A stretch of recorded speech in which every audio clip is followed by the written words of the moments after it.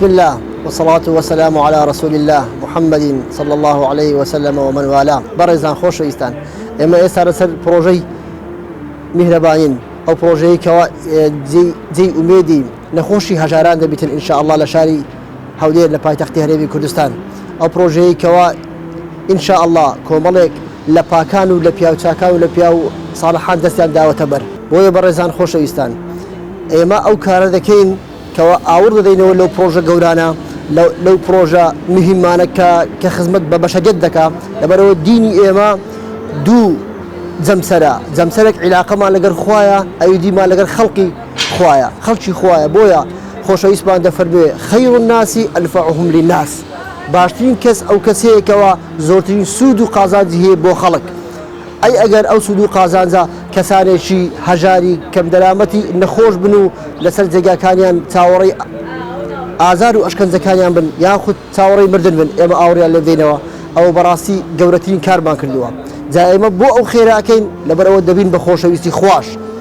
دي خوشويستي خوا كاتك تو خوشويستي خواي خوشويستي تشينيت بو أو كار ذكي كدبيا نزيك ترين كذا خوا دي أجر تو لخوا نزيك بيت لشي نزيك نيت لدنيا دا أجر بتوي ليس كمثله شيء بتوي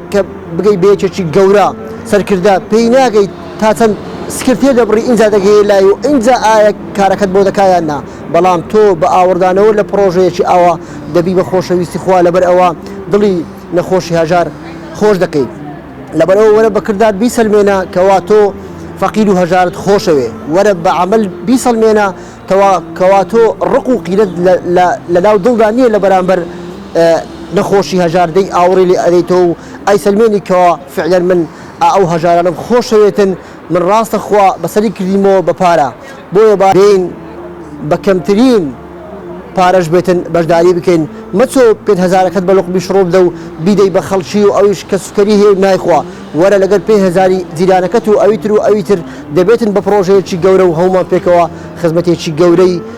نخوشي هجاري بيدك إن شاء الله تعالى لكوت هيدا داواد كل أخوي بالوردقار أو بروجيا بس الكوتيو بخيرو سلامة توابيو بتوانو وخدمة الشي جوري